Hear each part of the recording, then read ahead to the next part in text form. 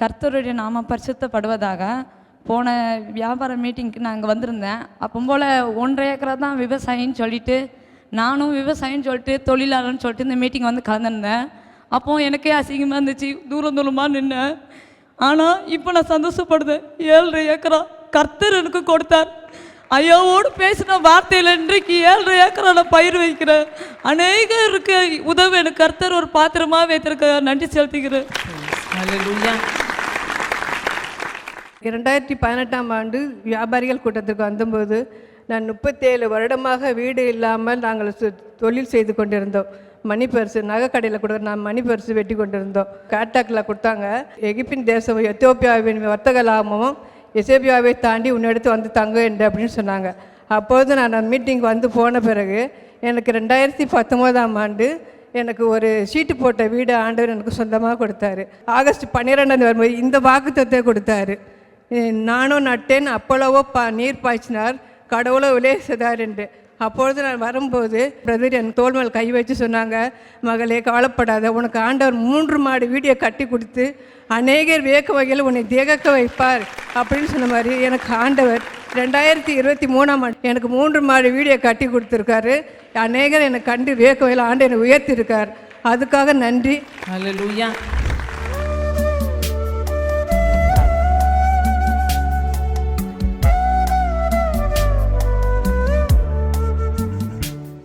கிறிஸ்துவுக்குள் மிகவும் பிரியமான எனதருமை சகோதர சகோதரிகளே, நம்மை சிருஷ்டித்தவரும் நம்மை உண்டாக்கினவரும் நம்மை ஒருபோதும் மறந்து போகாதவருமாகிய இயேசு கிறிஸ்து முனையற்ற நாமத்தினால உங்கள் எல்லாரையும் வாழ்த்தி ஆசீர்வதிக்கிறேன். அல்லேலூயா. எல்லாரும் சந்தோஷமா இருக்கீங்களா?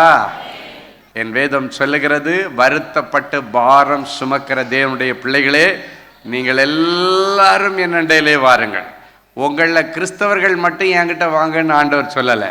நீங்கள் எல்லாரும் என் அண்டையிலே வாருங்கள், நான் உங்களுக்கு இளைப்பாறுதல் தருவேன். நிறைய பாரங்களை சுமக்க முடியாமல் சுமந்துட்டு வந்திருக்கிறீங்க, நிறைய கடனை சுமக்க முடியாமல் சுமந்துட்டு வந்திருக்கிறீங்க, நிறைய வியாதிகளை சுமக்க முடியாமல் சுமந்துட்டு வந்திருக்கிறீங்க, கூடவே கொஞ்சம் பாவ மூட்டையும் சுமந்துட்டு வந்திருக்கிறீங்க. ஆனால் இன்னைக்கு ஆண்டவர் உங்க எல்லாருக்கும் ஒரு இளைப்பாறுதலை தரப்போகிறார். ஆமேன்.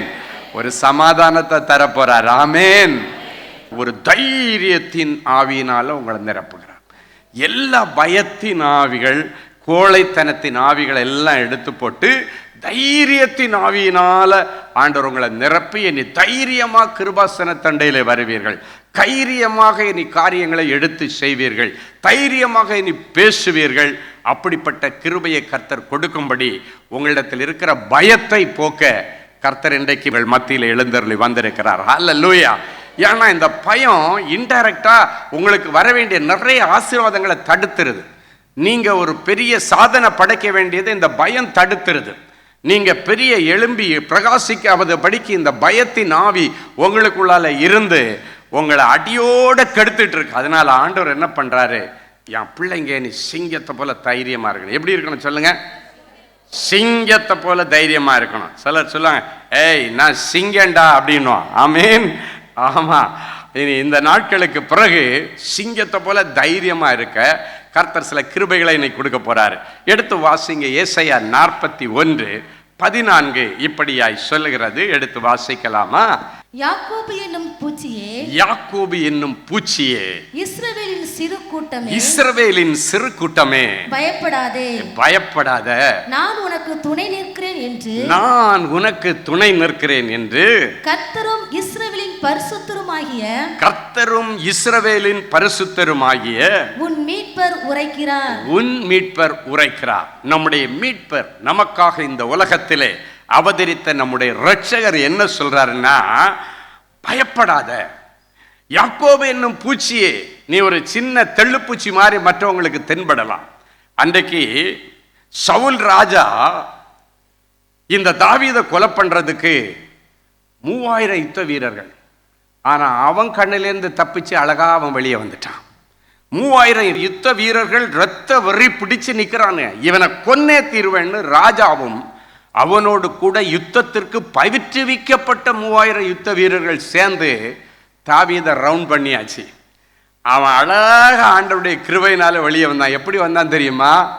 அவன் பயப்படலைங்க, தைரியமா இருந்தான். ஏன்னா அவனுக்கு தெரியும், நான் நம்புகிற ஆண்டவர் எனக்கு துணை நிற்கிறார். ஆண்டவர் என்ன பண்ணார் தெரியுமா? இவன் மலையில மாட்டிக்கிட்டான். இவனுடைய மெய்காப்பாளர் 2 பேர் மலையில இருக்கிறாங்க. நம்மன்னா என்ன பண்ணும்? கை காலெல்லாம் கிடுக்கிடுக்கிடுன்னு ஐயோ சுத்திட்டான், ரவுண்ட் அப் பண்ணிட்டான், முடிஞ்சது, சோலி முடிஞ்சது, இன்னைக்கோட நம்மளை காலி பண்ணிடுவானு, அவ்வளவுதான். நம்ம உடம்பு கூட வீட்டுக்கு போகாது. ஏன்னா 3000 பேர் வெறி பிடிச்சு நிற்கிறானு, ரத்த வெறி பிடித்தவர்கள். ஆனா அவன் பயப்படவே இல்லைங்க, தைரியமா கிளம்பி வரான். ஏன்னா அவனுக்கு தெரியும், நான் ஒரு சின்ன தெள்ளுப்பூச்சி. ஆனா இந்த தெள்ளுப்பூச்சி அவனால் அழிக்க முடியாது. இந்த தெள்ளுப்பூச்சிக்குள்ள கர்த்தர் இருக்கிறார். அதான் யாக்கோபு என்னும் பூச்சியே அப்படின்னு இந்த வசனம் சொல்லுது. இஸ்ரவேலின் சிறுமந்தையை பயப்படாத, நான் உனக்கு துணை நிற்கிறேன். அங்க அவங்க 2 பேர் தான் இருந்தாங்க, தாவீதும் அவனுடைய மேய்காப்பாளனும். ஆனா ஆண்டவர் எப்படி எஸ்கேப் பண்ணார் தெரியுமா? 3000 பேருக்கு அனஸ்தீசியா கொடுத்துட்டார். ஒரே நேரத்தில் அனஸ்தீசியா. பிரதர், பைபிள்ல அனஸ்தீசியான்ற வார்த்தையே இல்லையே பிரதர், நீங்க எப்படி பிரதர் சொல்றீங்க 3000 பேருக்கு அனஸ்தீசியா கொடுத்தாரு? ஒரு நாள் ஆதாமுக்கு அனஸ்தீசியா கொடுத்து சர்ஜரி பண்ணார். டர் அப்படின்னு கிழிச்சாரு, ஒரு எலும்பை பட்டக்குன்னு உடைச்சாரு, ஒரு நல்ல ஸ்திரியை உருவாக்கி, எந்த மனுஷனிடத்திலேருந்து எலும்பு எடுக்கப்பட்டது அவன்கிட்ட கொண்டு வந்தப்போ அவனுக்கு ஒரு நல்ல மனைவியை கொடுக்குறேன்னு கொடுத்துட்டார். அது ஒரு நேரத்தில் ஒருத்தனுக்கு தான் அன்னைக்கு அந்த அனஸ்தீசியா. அதுக்கு பைபிள் என்ன வார்த்தை போல? அயர்ந்த நித்திரை. சொல்லுங்க, அனஸ்தீசியா என்ன தெரியுமா? அயர்ந்த நித்திரை. ஒன்று அடிச்சா கூட வெட்டினாலும் ஒண்ணுமே தெரியாது, அதான் அயர்ந்த நித்திரை.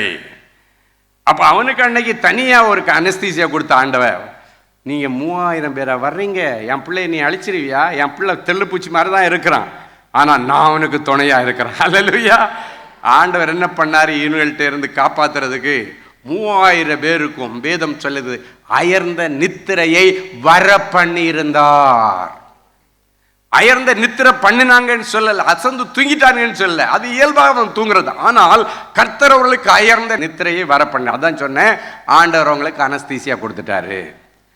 ஆண்டவர் அனஸ்தீசியா கொடுக்கறதுக்கு இன்ஜெக்ஷனை தூக்கிட்டு வந்து அவனுடைய இடுப்பில் அடிக்கவோ கையில் அடிக்கவோ முதுகு தண்டில் அடிக்கவோ எல்லாம் அவசியமே இல்லை. பார்த்தா போதும் அனஸ்தீசியா உள்ள போயிடும். ஹல்லேலூயா. ஆமா, ஆண்டவர் மனசுல நினைச்சா போதாங்க, ஏய் தூங்குடா அப்படின்னா சொன்னா அழகா 3000 பேர் வெறிப்பிடிச்சு வந்தவன் தூங்கிட்டு இருக்கிறான். இப்ப அவங்க 2 பேரும் அப்படியே வெளியே கொண்டு வந்து இந்த மலையிலேருந்து அடுத்த மலையில போய் நின்றுட்டு தாவீது காலையில சொல்றான், இந்த தெள்ளுப்பூச்சியை வேட்டையாட வந்தீங்களான்னு கேட்கிறான். இன்னைக்கு உன்னை வேட்டையாடணும்னு நிறைய பேர் நினைச்சிட்டு இருக்கிறான்.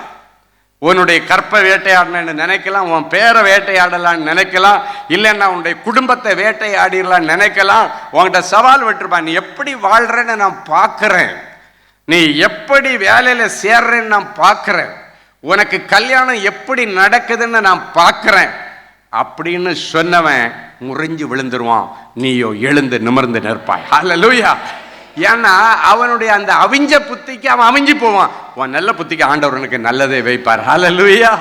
என் அன்பு தேவனுடைய பிள்ளைகளை, இந்த வசனம் சொல்லுகிறது, நீ இன்றைக்கு மற்றவர்களுக்கு முன்பாக ஒரு தெள்ளு பூச்சிய மாதிரி இருக்கலாம், அப்படியே கிள்ளி தூக்கி உன்னை போட்டுலான்னு நிறைய பேர் நினைப்பாங்க. ஆனா ஆண்டவர் உன்னை கிள்ளி போடுறதுக்கு நீ ஒன்ன கீரை இல்லை, நீ ஒரு பூ இல்லை. ஆண்டவருடைய உன்னதமான படைப்பு, அவருடைய விசேஷித்த படைப்பு, உன்னை பிரமிக்கத்தக்க அதிசய படைப்பை ஆண்டவர் உண்டாக்குனது. கண்டவன் எல்லாம் அப்படியே ஒரு பூ அப்படி அப்படி கிள்ளி தூக்கி போடுற மாதிரி உன்னை கிள்ளுக்கிற மாதிரி தூக்கி போடுறதுக்கு இல்லை, உன்னை மகிமைப்படுத்தி அழகு பார்க்க ஆண்டவர் விரும்புகிறார். அதனாலதான் இன்னைக்கு சொல்றாரு, பயப்படாத மகளே, நான் உனக்கு துணை நிற்கிறேன். இன்னைக்கு நீ சின்ன கூட்டம் தான், நீ ஒரு சின்ன பலன்ல தான் இன்னைக்கு வந்திருக்கிற, பெரிய பலன் எல்லாம் இல்லை. ஆண்டவர் சொல்றாரு, உனக்கு இருந்த கொஞ்சம் பலத்தில் நீ வந்திருக்கிறீங்க. உனக்கு கொஞ்சம் பலன் இருந்தும் என்னுடைய அழைப்பை நீ ஏற்று மறுதலிக்காம வந்தபடினால இதோ திறந்த வாசலை உனக்கு முன்பதாய் வைக்கிறேன், அதை நீ ஒருவனும் மூட முடியாது. பாதாளத்தின் திறவுகோல்கள் அதை மேற்கொள்ள முடியாது. யாரெல்லாம் உன்னை அழிக்கணும்னு நினைச்சானோ அவங்க முன்னிலையில நீ தலை நிமிர்ந்து வாழ உதவி செய்வார். ஆமேன். நீ நினைக்கலாம், ஆண்டவரே இவனுக்கு நான் எந்த கேடும் பண்ணலையே ஆண்டவரே, ஏன் என் பிரச்சனையிலே வந்து விழுறான், இவனுக்கு எனக்கு என்ன சம்பந்தம் இருக்கு ஆண்டவர், ஒண்ணுமே இல்லையே, என்னதான் டார்கெட் வச்சு அடிக்கிறானே, வேலை செய்கிற இடத்துல எல்லாரையும் விட்டுறான், என்னை மட்டும் டார்கெட் வைக்கிறான், நான் பணிக்கு போற இடத்துல பள்ளிக்கூடத்துக்கு போற இடத்துல எல்லாரையும் விட்டுறான், என்னை மட்டும் டார்கெட் பண்றான் அப்படின்னு நீங்க நினைக்கிறீங்களா? ஆண்டவர் உங்களை எங்கேயோ கொண்டு போறாருன்னு அர்த்தம். ஏன்னா இந்த பிசாசுக்கு தெரியும் இவன் பெரிய ஆளாக போறான், அதனால இவனை அழிச்சிடணும், இவனுக்குள்ள டிப்ரெஷனை கொடுத்துடணும், பயம் காட்டிடணும், பயத்தில் இவன் ஒழுங்கா எக்ஸாம் எழுதக்கூடாது, பயத்தில் இன்டர்வியூ இவன் சரியா அட்டன் பண்ணக்கூடாது, இவனை பயத்திலே வச்சு இவனை அழிச்சிடணும்னு நினைப்பான். எப்ப தெரியுமா அவன் நினைப்பான்? இவனுக்கு எங்கேயோ ஆண்டவர் உயர்ந்த இடத்தை வச்சிருக்காருன்னு அவன் கண்டுபிடிச்ச உடனே தான் அழிக்கவே பிளான் பண்ணுவான். நம்ம என்ன பண்ணணும்? நீ அழிக்க வந்துட்டியா அப்படின்னா என் ஆண்டவர் என்ன உயர்த்த போறாருன்னு அர்த்தம். ஹல்லேலூயா, ஹல்லேலூயா. ஆமா, தாவீதுக்கு முன்னால கோலியாத்துன்னு ஒருத்தன் இருந்ததுனால தான் தாவீதுடைய மேன்மை ஜனங்களுக்கு தெரிஞ்சது. ஆமென். ஜனங்கள் சொன்னாங்க, இந்த சவுல் கொண்டது 1000, ஆனால் தாவீது கொண்டது 10,000 சொல்லி. எப்ப தெரியுமா சொன்னா? அந்த கோலியாத்தை வீழ்த்தும் பொழுது.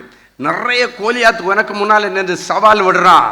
அந்த கோலியாத்துகளை அழித்து அதே கோலியாத்துகளுக்கு முன்பாக கர்த்தர் உன் பெயரை பெருமைப்படுத்த போறார். எத்தனை பேர் ஆமென் சொல்ல முடியும்? அதுக்காக கர்த்தருடைய கரத்திலே இன்றைக்கு உங்களை இயக்க விரும்புகிறார். ஆண்டவர் உண்மையில வந்து தங்கி இனி ஞானமாய் ராஜரீகம் பண்ண வேண்டும் என்று விரும்புகிறார். என் அன்பு தேவனுடைய பிள்ளைகளே, இந்த வசனத்தின்படி நீ சின்ன கூட்டமாக தான் இருக்கிற, ஆனா பயப்படாத, நான் உனக்கு துணை நிற்கிறேன். ஆமேன். அன்றைக்கு இஸ்ரவேல் ஜனங்கள் அந்த கானான் தேசத்துக்காக எகிப்திலிருந்து புறப்படும் பொழுது முதல்ல சந்தோஷமா குஷியா கிளம்பிட்டாங்க. ஆனா கிளம்பி வரும்பொழுது தான் தெரியுது, இங்க செங்கடல் முன்னால நிக்குது, பின்னால அந்த எகிப்தின் ராணுவம் அவங்கள துரத்திக்கிட்டே வருது. பயந்து போயிட்டாங்க. ஐயோ, இப்பதானே இவன் ரிலீஸ் பண்ணா, அதுக்குள்ளால மறுபடியும் துரத்திட்டு வர்றானா, மறுபடியும் எங்களை அடிமையா வைக்கணும்னு நினைக்கிறானா என்று அவங்க பயந்து நிற்கும் பொழுது, இங்க போனா கடலுக்குள்ளால அழிஞ்சிருவோம், பின்னால போனா பழையது போல 430 வருஷங்கள் அடிமையா இருந்து அவங்கள்ட்ட பட்ட பாடு, அவங்க கொட்டின கொட்டெல்லாம் வாங்கிட்டு அவங்க போட்ட மிதியெல்லாம் வாங்கிட்டு இருந்த அந்த வேதனை ரெண்டுக்கும் மத்தியில நின்று இஸ்ரவேல் ஜனங்கள் அந்த செங்கடலுக்கு கரையில நின்று பரலோகத்தை நோக்கி அண்ணாந்து பார்த்தார்கள். ஏன்னா பயம், ஒரு விதமான பயம். அழிஞ்சிருவோமோ, மறுபடியும் இந்த லெவல் வந்துருமோ, மறுபடியும் பழையது போல நம்மளை இழுத்துட்டு போயிடுவானுங்களோ, அடிமையா வச்சிருவானுங்களோ, பயந்து நிற்கிற நேரத்திலே மோசே மூலமாய் கர்த்தர் பேசினார். பயப்படாதீர்கள், இந்த எகிப்தின் சேனைக்கு நீங்க பயப்படாதீங்க, இன்றைக்கு நீங்கள் நின்று கொண்டு கர்த்தர் உங்களுக்கு செய்யும் ரட்சிப்பை நீங்கள் பார்க்க போகிறீர்கள். இன்றைக்கு கண்ட எகிப்தியனை இனி என்றைக்குமே காண மாட்டீர்கள். ஹல்லேலூயா. அவங்க பயந்திருக்கிறாங்க. யாத்திராகமம் 13 சொல்லுகிறது, அப்பொழுது மோசே ஜனங்களை நோக்கி, பயப்படாதிருங்கள், நீங்கள் நின்று கொண்டு கர்த்தர் உங்களுக்கு செய்கிற நன்மை இன்னைக்கு ட்ரேஸ் பண்ண போறீங்க. ஆண்டவர் இந்த இடத்துல என்ன செய்ய போறார் பார்க்க போறீங்க. இன்றைக்கு கண்ட எகிப்தியனை இனி பார்க்க மாட்டீங்க. ஐயோ, மறுபடியும் இவங்கிட்ட போய் சிக்கணுமா அப்படின்னு நீங்க யோசித்து பயப்படாதீங்க, இவனுகளை நீங்க பார்க்கவே விட மாட்டார் என்று சொல்லி கையில் இருந்த அந்த கோலை எடுத்து நீட்டினான். செங்கடல் 2ஆக பிளந்தது. என் அன்பு தேவனுடைய பிள்ளைகளே, அவர்கள் அழகாக அந்த செங்கடலிலே உள்ள போயிட்டு இருக்கிறாங்க. இவனுங்களும் கூட உள்ள போயிட்டான். என்னடா, நமக்காக தான் ஆண்டவர் வழி திறந்தார், இவனுங்க கடலுக்குள்ள வந்துட்டாங்கன்னா, நீ இவன்களை அவாய்ட் பண்ணி வெளியே போயும் மறுபடியும் உன்னை துரத்துறானுங்கன்னு வச்சுங்க, அவனுக்கு அழிவு காலம் வந்துட்டுன்னு அர்த்தம். ஐயோ, இவ அப்படி எஸ்கேப் ஆகி போயிட்டான்னு விட்டுட்டான்னா உயிர் தப்பிச்சான். நீ உள்ள போனால நான் விட மாட்டேன், நான் உன்னை எப்படியாவது அழிச்சிருவேன்னு வந்தான்னா அவனுக்கு வேற வினையே தேவையில்லை. அன்னைக்கு இப்படிதான் உள்ள புகுந்தானுங்க. நீ மட்டுமா கடலை பழந்து போவ, நாங்களும் தான் வருவேன்னு சொல்லி உள்ள போகும் பொழுது என்ன நடந்துச்சு தெரியுமா? அங்கு ஒரு இயற்கைக்கு அப்பாற்பட்ட அற்புதம் நடக்குது. இந்த இராணுவ வீரர்கள் அந்த ரதங்களை ஓட்டும் பொழுது ரதத்தில் இருந்த வீலெல்லாம் அந்த உருளைகள் என்று சொல்லப்படுற அப்படின்னா ரதத்தில் இருந்த வீலெல்லாம் தனியாக கலண்டு ஓடுதான். இந்த குதிரைகளை இவங்க வருத்தமா அழுத்தும் பொழுது குதிரை முன்ன போக மாட்டேங்குது. எப்படி போகும்? ஆண்டவர் முன்னே நிற்கிறார்.